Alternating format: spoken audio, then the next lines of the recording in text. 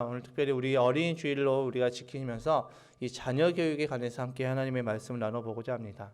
1952년에 설립된 캐나다에 있는 켈빈 크리스천 스쿨은 자녀를 입학하기 위해서는 이사회의 승인을 받아야 합니다.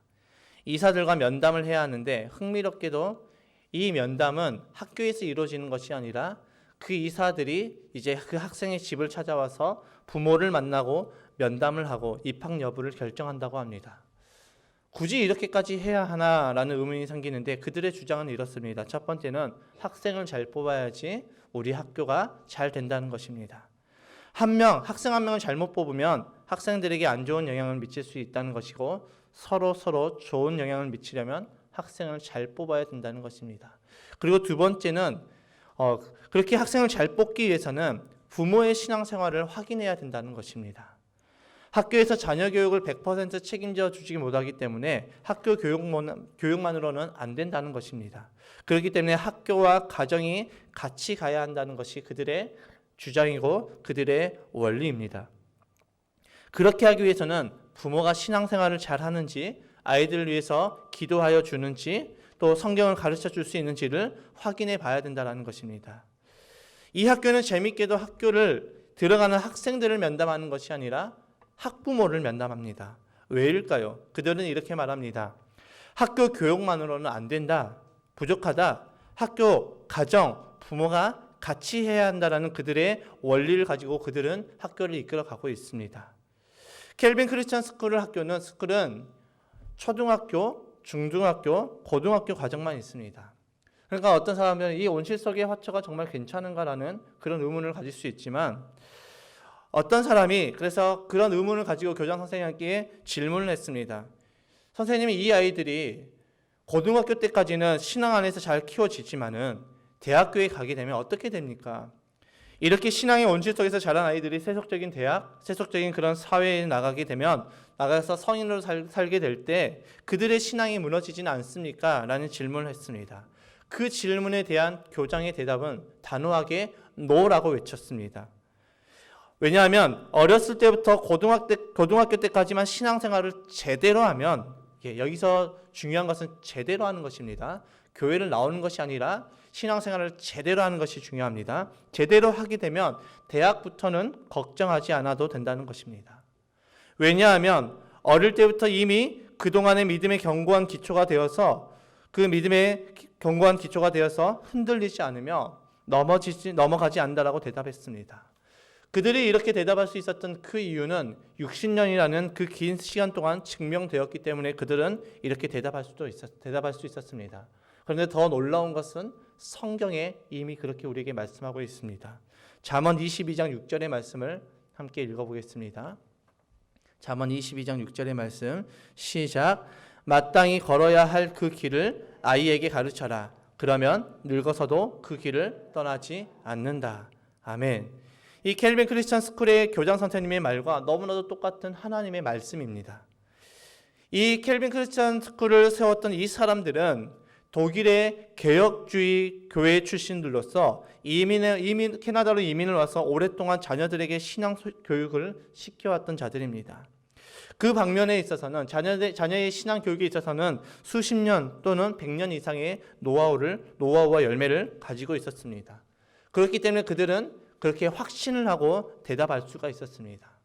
제가 이 학교를 조사해 보면서 우리 한국 사회에 또 우리 한국 기독교 안에 자녀 교육들을 되돌아보니 몇 가지 문제가 보였습니다. 그것이 무엇이었습니까? 첫 번째는 따로따로라는 것입니다. 학교, 가정, 교회, 학원 전부 다 따로따로입니다. 이렇게 되면 온전한 교육을 시킬 수가 없습니다.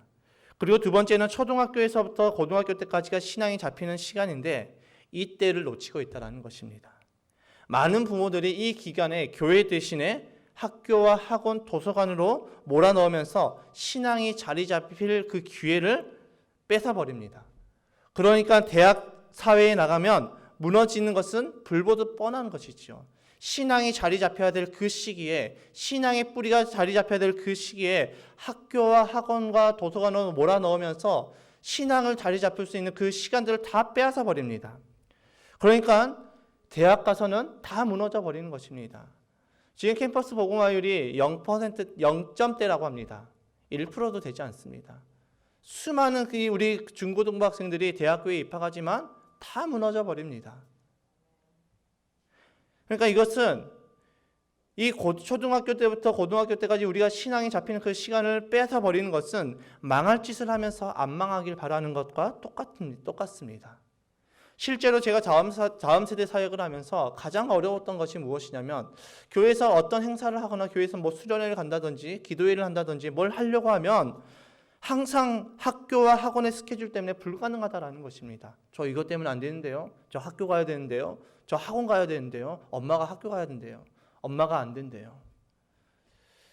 불가능합니다. 많은 부모님들이 자녀의 가장 우선순위를 공부와 대학에 초점을 맞추면서 신앙은 늘 뒷전으로 몰아넣으면서, 그러나 참 재밌는 것은 그렇게 하면서 자녀들의 신앙이 좋아지기까지를 바란다라는 것입니다. 공부와 대학에 초점을 다 맞춰놓고 자녀의 신앙까지 좋아지기를 원한다라는 것입니다. 이것이 바로 욕심이지요. 절대로 불가능한 일입니다. 그리고 세 번째는 많은 부모님들이 교회만 보내면 다 된다라고 생각을 해버립니다. 많은 학생들이 교회에서 보내는 시간은 고작 일주일에 고작 1시간에 불과합니다. 그마저도 빨리 끝나고 학원을 가야 되는 학생들이 많이 있습니다. 그래서 많은 부모님들은 성경은 교회에 가서 배우면 되지라고 간주하고 가정에서 가르치지 않습니다.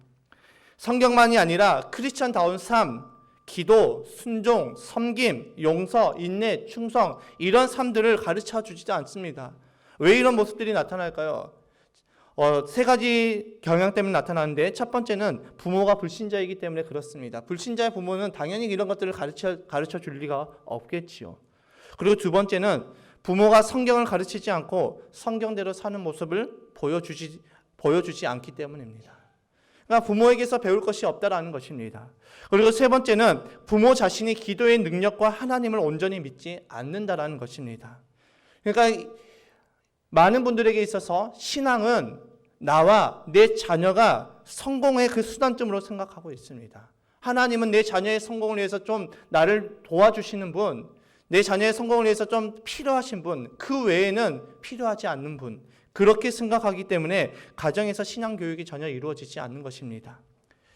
그리고 네 번째로 자녀들 중에서는 아버지랑 같이 기도를 해본 자녀가 별로 없습니다. 제가 지금까지 부교육자 사역을 하면서 자녀와 아버지가 함께 기도하고 있는 그 가정은 목회자 가정 말고는 없었습니다. 단 한 사람도 보지 못했습니다. 교회에서 중직을 맡고 있지만 아버지와 자녀가 함께 나와서 기도하는 것을 단 한 번도 보지 못했습니다. 물론 어디인가는 있겠지요. 어딘가는 분명히 있을 것입니다. 그런데 저는 한 번도 보지 못했다라는 것입니다. 10년의 그 부교육자 사역을 하면서 한 번도 보지 못했다라는 것입니다. 다섯 번째로 아버지에게 성경을 배워본 자녀가 별로 없습니다. 하나님의 말씀대로 살아가야 한다고 성경에 기초한 생활 교육을 받아본 적이 없습니다. 엄마 아빠가 기도하거나 회개하거나 하나님의 말씀대로 살려고 애를 쓰는 모습을 본 자녀들이 그렇게 많지 않습니다. 자녀들에게 있어서 늘 부모님의 모습은 늘 두 분이서 싸우거나 소리 지르거나 명령하고 혼내거나 아니면 TV를 보거나 TV 드라마에 푹 빠져 있거나 핸드폰 게임에 푹 빠져 있는 모습들만 보게 되어집니다. 또 아버지가 술을 못 끊으신 분들은 늘 술 먹고 늦게 들어오고 운동하러 다니는 모습에 너무 바쁜 모습만 보여지고 있습니다. 그러니까 신앙의 교육이 제대로 이루어지지 않는 것이지요. 이것이 우리의 문제점이라는 것입니다. 그런데 성경은 우리에게 뭐라고 말씀하고 있습니까? 성경은 우리에게 뭐라고 말씀하고 있는가? 본문을 한번 살펴보겠습니다. 6절과 7절의 말씀 함께 읽겠습니다. 시작. 내가 오늘 당신들에게 명하는 이 말씀을 마음에 새기고 자녀에게 부지런히 가르치며 집에 앉아 있을 때나 길을 갈 때나 누워 있을 때나 일어나 있을 때나 언제든지 가르치십시오. 아멘. 성경에서 부모는 자녀에게 하나님의 말씀을 가르치라고 말씀하고 있습니다. 그런데 가르치기 전에 무엇을 말하고 있습니까? 부모는 내가 오늘 당신들에게 명하는 이 말씀을 마음에 새기라고 말씀하고 있습니다. 그러니까 하나님의 말씀을 부모의 마음에 새기고, 즉 부모의 삶이 말씀에 순종하는 그 삶을 살아감으로 인해서 그 삶을 통해서 자녀에게 신앙의 교육을 하라는 것입니다. 부모는 하지 않으면서 자녀에게만 강요하라는 말씀이 아닙니다. 그런데 수많은 크리스천 부모님들이 이렇게 하고 있지요. 정작 본인들은 안 하면서 자녀들에게만 늘 강조합니다. 그런데 성경은 우리에게 뭐라고 말씀하고 있습니까? 하나님의 사람은 번성하며 성장한다라고 말씀하고 있습니다. 우리 교회는 그렇지 않지만 많은 크리스천 학부모님들이 자녀가 신앙생활을 열심히 하면 뒤떨어질 것이라고 생각을 합니다. 그래서 자녀가 조금이라도 신앙생활을 열심히 하려고 하면 도시락을 싸들고 쫓아다니면서 말리고 있습니다. 제가 사역을 하면서 한 자녀가 새벽 예배를 나가겠다고 하니 그 어머님이 말렸습니다. 야, 기도할 때와 공부할 때가 따로 있어. 지금 네가 기도할 때가 아니야. 공부해야 돼. 라고 하면서 새벽 예배를 못 나가게 한 것입니다. 너무나도 충격이었습니다. 중직자였습니다. 안수 집사님의 딸이었습니다. 너무 충격이었습니다. 야, 그렇게도 되는구나. 그런데 성경은 뭐라고 말씀하고 있습니까? 시편 92장 12절의 말씀 우리 개역개정의 말씀으로 한번 살펴보겠습니다. 함께 읽겠습니다. 시작. 의인은 종려나무 같이 번성하며 레바논의 백향목 같이 성장하리로다. 아멘. 의인의 삶, 하나님의 사람의 특징은 번성과 선장이라고 말씀하고 있습니다. 제대로 된 하나님의 사람은 끝없이 번성하며 끝없이 성장한다라고 말씀하고 있습니다. 일회용의 대박 인생이 아니라 지속적인 풍성함이 있고 지속적인 번성과 지속적인 성장이 있다라고 말씀하고 있습니다. 끝없이 성장한다라고 말씀하고 있습니다. 어떻게 그럴 수 있습니까? 시편 92장 13절의 말씀을 한번 살펴보겠습니다. 시작. 주님의 집에 뿌리를 내렸으니 우리 하나님의 뜰에서 크게 번성할 것이다. 아멘. 여러분, 하나님의 사람들은 어디에 뿌리를 내렸다라고 말씀하고 있습니까? 예, 다시 한번 말씀 한번 띄워주세요. 예. 하나님의 사람은 어디에 뿌리를 내렸다라고 말씀하고 있습니까? 주님의 집이죠. 곧 성전에 뿌리를 내렸다는 말씀입니다. 하나님의 사람이 어려서부터 성전을 가까이 하고 어려서부터 신앙생활을 하는 삶을 살아가게 되면 그 신앙의 뿌리가 하나님의 집안에 있게 되고 그 신앙의 뿌리는 또 자녀들의 마음에 의식 속에 심겨진다는 것입니다. 신앙의 뿌리가 심겨진 다음에는 어떤 일들이 일어날까요? 하나님을 떠나지 않고 신앙을 벗어나지 않는다라는 것입니다. 동의하지 않으십니까? 예. 뭐라고요? 하나님의 그 신앙의 뿌리가 있는 사람들은 이제 그 뿌리가 심겨진 다음에 어떤 일이 벌어진다고요? 하나님을 떠나지 않고 신앙이 변질되지 않는다라는 것입니다. 믿으시죠? 예, 정말 믿으신 거 확신하시죠? 예, 예. 하나님의 뜻 안에서 번성하게 됩니다. 하나님을 모신 상태로 번성하고 성장한다라는 것입니다. 처음에는 하나님의 집에 심겨졌지만 자라면서 하나님의 뜰 안까지 번성케 된다라고 말씀하고 있습니다. 오늘날 우리 크리스천들의 그 인생의 문제가 무엇입니까? 우리 크리스천들의 인생의 문제가 무엇입니까? 왜 그들의 인생 가운데 변질되고 신앙이 변질되는 것입니까? 그 이유가 바로 이것입니다. 하나님 없는 성공, 하나님 없는 대박, 하나님 없는 부유함 때문입니다. 우리의 인생의 중심에 모든 것을 다스리시고 주관하시는 하나님이 없으니까 어떻게 살겠습니까? 인간은 하나님 없이 가지게 되면 죄를 짓습니다. 그런데 그 죄도 큰 죄를 짓습니다. 하나님 없이 권력을 가지면 어떻게 될까요? 사람을 죽입니다. 하나님 없이 돈을 갖게 되면 어떻게 될까요? 방탕한 삶을 살게 됩니다. 하나님 없이 명예를 가지게 되면 교만해집니다. 그런데 반대로 한번 신앙이 확실하게 심겨지면 이것은 평생 간다라는 것입니다. 제가 말하는 것이 아니라 성경이 그렇게 말하고 있습니다. 한때가 아닙니다. 시편 92장 14절의 말씀을 함께 읽겠습니다. 시작. 늙어서도 여전히 열매를 맺으며 진액이 넘치고 항상 푸르를 것이다. 아멘. 어려서부터 심겨진 그 신앙의 뿌리를 통하여서 늙어서도 그 삶 가운데 열매가 맺고 그 인생이 항상 푸르를 것이라고 말씀하고 있습니다. 하나님의 그 은혜와 풍성함이 어려서부터 신앙의 뿌리가 잘 심어진 그 자들의 삶 가운데 늘 함께한다라고 말씀하고 있다라는 것입니다. 그렇기 때문에 어릴 때의 신앙교육이 우리에게 정말 중요하다는 것입니다. 사도 바울의 그 영적인 아들인 이 디모데는 갑작스럽게 세워진 사람이 아니었습니다. 사도 바울의 서신을 보면 이 디모데는 어려서부터 신앙의 교육을 받았다라고 말씀하고 있습니다. 디모데후서 3장 14절과 15절의 말씀을 읽겠습니다. 시작. 그러나 그대가 배워서 굳게 믿는 그 진리 안에 머무십시오. 그대는 그것을 누구에게 배웠는지를 잘 알고 있습니다. 그대는 어려서부터 성경을 알고 있습니다. 성경은 그리스도 예수를 믿는 믿음으로 말미암아 그대에게 구원에 이르는 지혜를 줄 수 있습니다. 아멘. 사도 바울은 디모데가 어려서부터 배웠던 그 성경의 말씀이 구원에 이르는 지혜를 준다라고 말씀하고 있습니다. 이 말을 우리에게 그대로 적용해 보면 어려서부터 세워진 그 신앙의 교육과 훈련은 구원의 진리에서 벗어나지 않도록 우리를 지켜준다라는 것입니다. 우리의 자녀들을 어려서부터 신앙의 교육으로 잘 세워놓으면 우리의 부모 세대가 이제 소천해서 하늘나라에 가고 천국에 가고 우리의 자녀 세대가 남았을 때 이 자녀들의 세대가 구원의 진리에서 벗어나지 않도록 그 신앙의 뿌리가 지켜준다라는 것입니다. 그렇기 때문에 어릴 때부터의 신앙 교육이 굉장히 중요하다는 것입니다. 목사님, 우리 자녀들은 이미 다 커버렸는데요. 고등학교 시절이 이제 지나가 버리는데 대학생이 돼버렸는데 어떻게 해야 될까요? 그럴 때는 이제 하나님께 기도해야 되는 것입니다. 인간이 내 힘으로 내 노력으로 뭔가를 다 이루려고 하는 것 자체가 죄라고 성경은 말하고 있습니다. 야고보 사도는 너의 노력을 통하여서 너의 미래가 결정된다라고 생각하는 그것 자체가 교만이고 죄라고 말씀했습니다. 그러니까 나의 열심과 나의 헌신과 나의 노력으로 내 자녀의 미래를 결정하겠다, 이것 자체가 죄라고 성경은 분명하게 우리에게 단호하게 말씀하고 있다는 것입니다. 그렇기 때문에 다 성장해보는 우리의 자녀를 내가 어떻게 해서 우리의 자녀를 우리 믿음 안으로 들어오는 것이 아니라 이제는 하나님께 온전히 맡겨드리고 기도하는 것밖에 없습니다.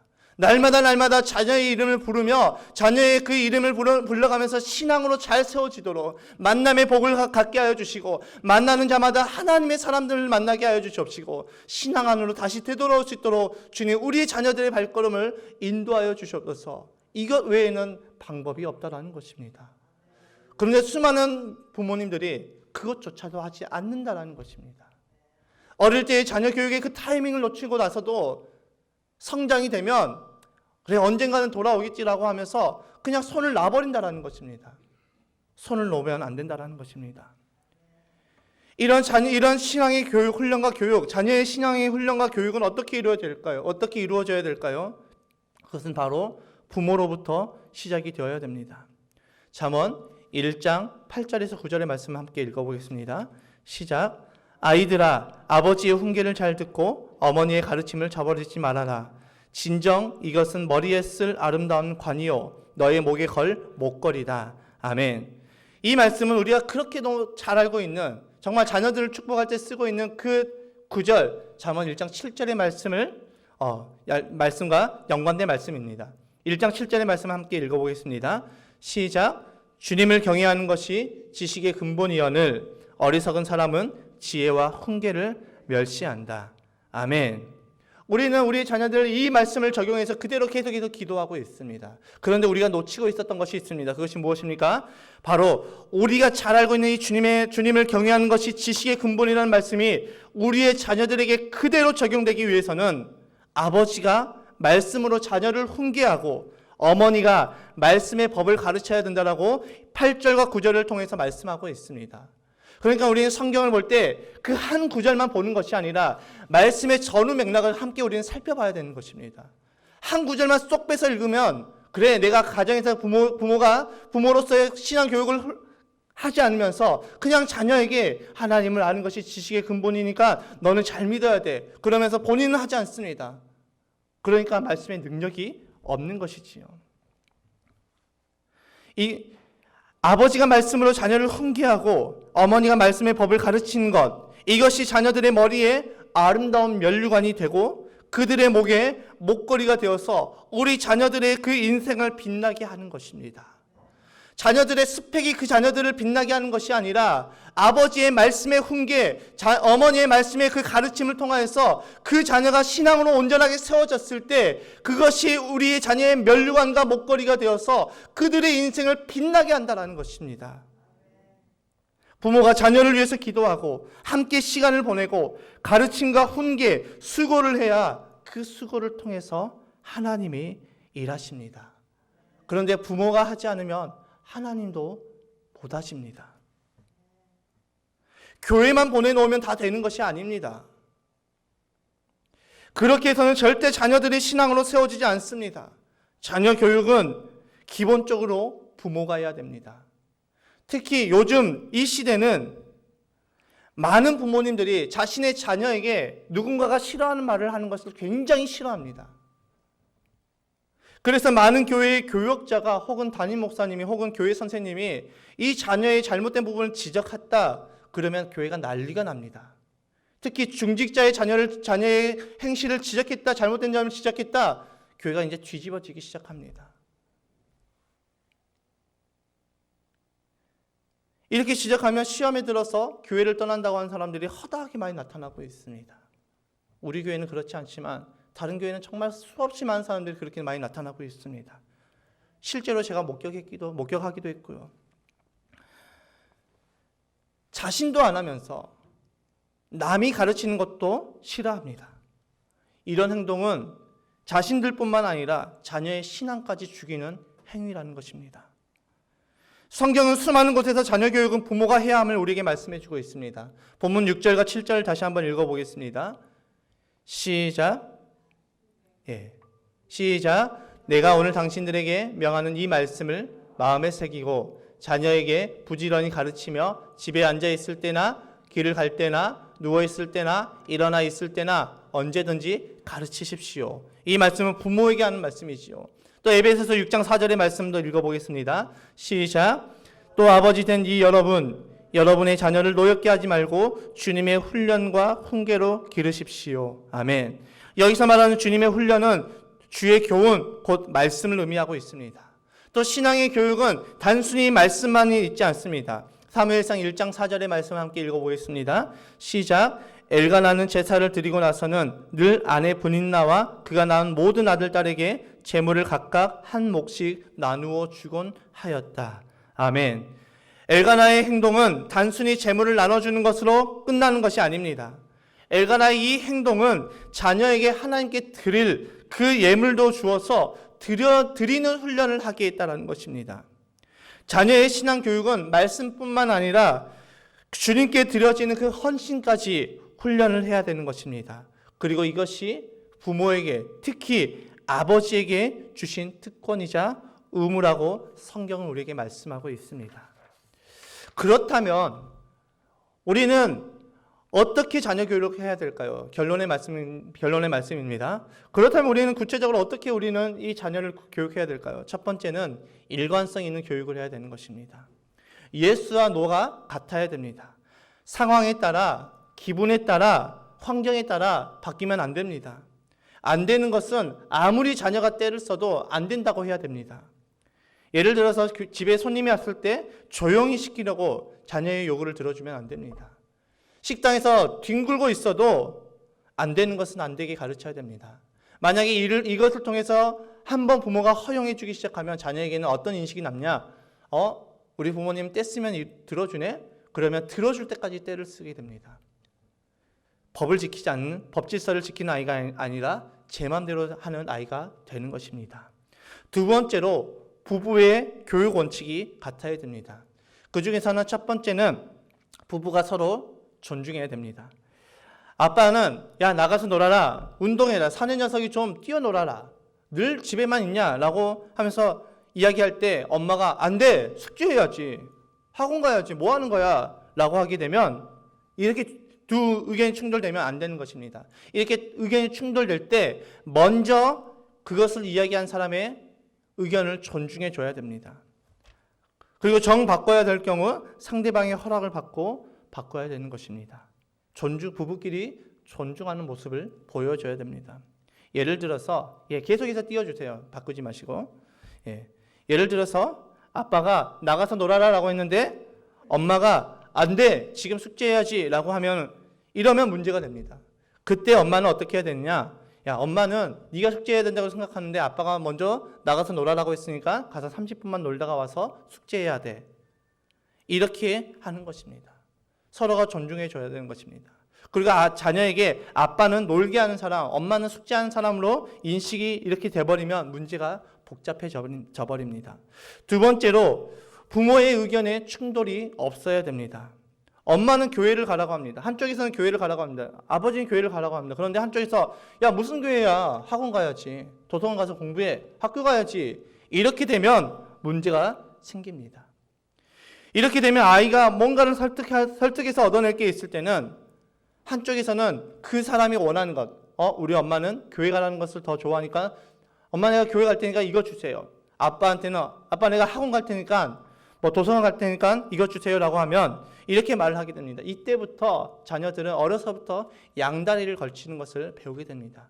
그래서 그 자녀가 나중에 자라게 되면 신앙의 양다리를 걸게 되는 것이죠. 세 번째로 한쪽이 혼내면 한쪽이 품어줘야 됩니다. 같이 흥분하면 안 됩니다. 엄마가 혼내는데 아빠가 더 화를 내면 이 아이는 마음을 둘 곳이 없습니다. 그 아이에게는 상처가 돼버리는 것이죠. 그리고 네 번째는 부모의 동일한 규칙이 있어야 됩니다. 학교, 학원, 교회, 집에 와서의 아이 교육에 대해서 엄마와 아빠가 미리 같이 의견을 공유하고 동일된 규칙, 그것이 있어야 되는 것입니다. 저도 이것이 잘 되지 않습니다. 제 아내와 이 자녀 교육에 있어서 이 부분이 잘 되지 않지만 절대 우리가 조심해야 될 것은 이 문제로 인해서 자녀의 교육 문제로 인해서 자녀 앞에 절대 싸우면 안 된다는 것입니다. 그리고 다섯 번째로 너무 바쁜 부모는 부모의 자격이 없습니다.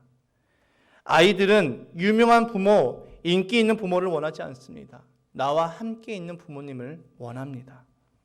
나와 함께 해줄 수 있는 부모님이 최고의 부모님입니다. 너무 바쁘면 스케줄을 조정하고 정 안 되면 자녀에게 설명하고 충분히 사랑을 표현해야 됩니다. 아이들이 사랑과 인정에 배고프지 않게 해야 됩니다. 이렇게 자라나게 되면 아이들은 이제 인정에 목마른 사람이 되는 것입니다. 사랑에 목마른 사람이 되는 것입니다.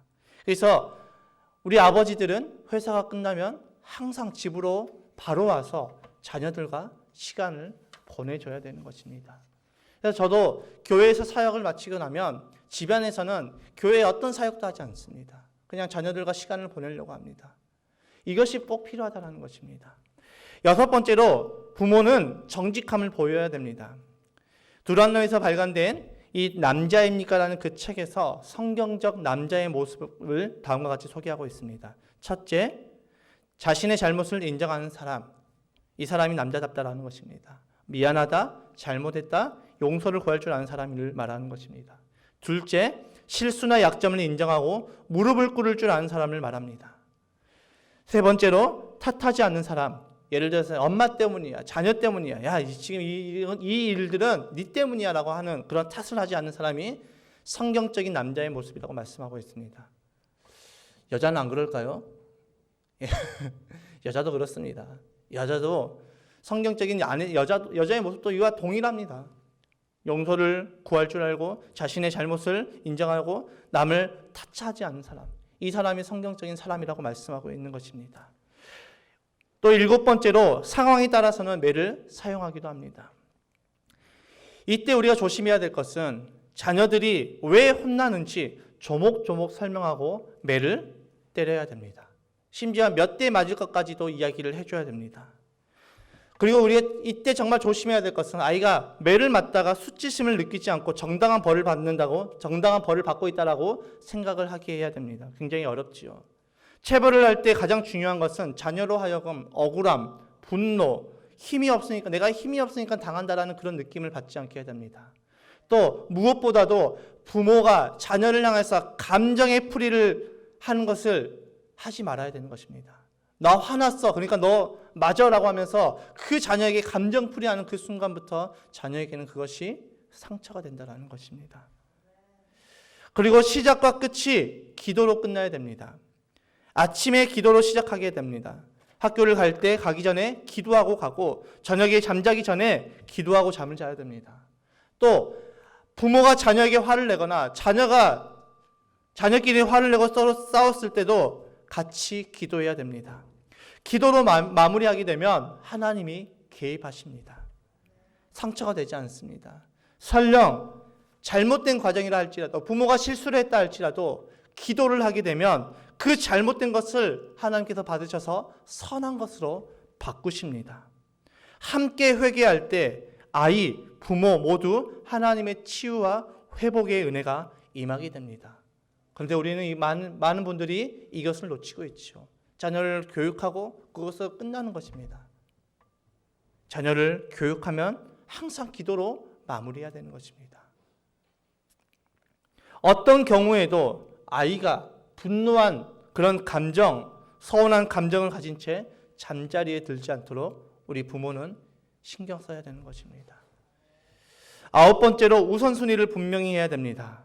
먼저가 하나님이고 그 다음이 교육입니다. 마태복음 6장 33절의 말씀을 보겠습니다.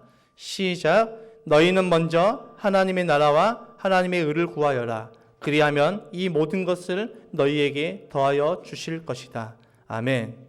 여러분, 사람들이 신앙이 무너지고 세워지지 않는 가장 근본적인 원인은 우선순위가 바뀌어버렸기 때문입니다. 우선순위에서 늘 타협하기 때문입니다. 이것이 제대로 되어야 됩니다. 자녀의 성공과 자녀의 공부를 이유로 예배를 비롯한 하나님과의 관계를 세우는 것을 양보하면 안 됩니다. 한번 양보하기 시작하면 그때는 끝납니다. 엄마 그때는 하라고 했잖아요. 고3 학생들이 고3을 자녀로 두고 있는 그 부모님들이 가장 크게 실수하는 것이 무엇이냐면 야, 너 고3이니까 공부해. 1년간 교회 나오지 말고 학교 가고 학원 가고 도서관 가서 공부해. 수능 끝나고 열심히 신앙생활해. 이렇게 되면 그 자녀는 이제 늘 신앙에 있어서 타협하고 있다는 것입니다. 그래서 부모님이 이제 대학생활을 할 때 부모님이 야, 그래도 교회는 가야지라고 이야기를 할 때 자녀가 부모에게 이렇게 묻습니다. 아니 엄마, 고3 때는 교회 안 나와도 된다면서요. 근데 왜 지금 나와라고 해요? 라는 이 반문 앞에 부모는 아무런 대답을 할 수가 없습니다. 그렇기 때문에 우리는 자녀를 키울 때 절대 우선순위를 빼앗겨버리면 안 되는 것입니다. 자녀의 성공, 자녀의 교육, 자녀의 공부 문제로 인해서 절대로 이 하나님과의 그 관계를 세우는 것을 타협하면 안 되는 것입니다. 잠언 1장 7절에서 말씀하는 것처럼 하나님을 경외하는 것이 지식의 근본이라고 말씀하고 있습니다. 공부를 비롯한 교육을 등한시하라는 말이 아닙니다. 우선순위를 바꾸지 말라는 것입니다. 하나님만 쫓아가라는 것이 아니라 하나님이 우선이고 두 번째가 교육이 되어야 된다고 말씀하고 있는 것입니다. 10번째로 자녀들 앞에서 학교 선생님, 또 교회 선생님, 목회자들을 비판하지 말아야 됩니다. 우리 아이들이 전혀 은혜 받지 못하고 선생님을 무시하면 우리 자녀들 앞에서 학교 선생님, 교회 선생님, 목회자들을 비판하기 시작하면 우리 아이들은 이제 교회에서 은혜 받지 못하고 또 선생님을 무시하면서 인성이 삐뚤어지게 되는 것입니다. 그러면 결국 그 아이들의 인생이 힘들어집니다. 결국 자녀의 신앙을 망치는 행위입니다. 마지막 11번째로 믿음이 세상을 이기는 것을 우리는 인식해야 됩니다. 점점 이 시대는 고학력자를 원하는 것이 아니라 능력 있는 사람을 원하고 있습니다. 그런데도 아직도 많은 부모님들이 그래도 대학은 가야지라고 이야기를 하고 있습니다. 4차 산업 시대가 시작이 되면서 이제 대학의 중요성은 예전과 같지 않습니다. 이제 우리 어린 자녀들이 대학교에 갈 때쯤 되면 이것은 더욱더 뚜렷하게 나타나게 됩니다. 이제 좋은 대학을 보내기 위한 교육이 아닌 어려서부터 신앙 안에서 키우면서 좋은 신앙의 뿌리를 내리고 그 아이에게 주어진 그 달란트를 발견하는 교육이 이루어져야 되는 것입니다. 신앙 훈련을 통해서 인성을 세우고 달란트대로 쓰임 받는 것, 주님의 그 부르심에 합당한 삶을 사는 것이 우리 크리스천의 삶인 것입니다. 여러분, 믿음이 세상에서 질 것 같습니까? 아닙니다. 믿음이 세상을 이깁니다. 로마의 그 압제 가운데서도 믿음이 로마를 이겼습니다. 지금까지 수많은 역사를 되돌아봐도 믿음이 세상에서 진 적이 단 한 번도 없습니다. 믿음이 세상을 이깁니다. 그렇다면 우리의 자녀가 믿음으로 그 뿌리만 세워놓는다면 우리의 자녀는 세상이 감당 못할 자녀들로 세워진다는 것입니다. 오늘 이 말씀 가운데 우리 자녀들에게 적용되는 말씀이 있고 또 우리 자녀들이 이미 커버려서 적용되지 않는 말씀들이 있을 것입니다. 그러나 분명한 것은 우리에게는 손자, 손녀도 있다는 것입니다. 그러니까 우리 자녀들에게 이 말씀을 상기시켜서 우리의 자녀의 교육을 신앙이 우선인, 신앙의 그 우선순위를 빼앗기지 아니하고 정말 공부 때문에, 교육 때문에 자녀의 신앙을 타협하는 그런 어리석은 선택을 하는 것이 아니라, 잘못된 선택을 하는 것이 아니라 정말 믿음 안에서 올바른 선택을 해서 우리 자녀들이 믿음 안에서 잘 세워져서 늘 주님 안에서 번성과 또 번영과 또 성장된 삶으로 살아가는 하나님의 사람으로 온전하게 세워지는 저와 여러분들의 삶이 되시기를, 믿음의 부모가 되시기를 주님의 이름으로 축복합니다.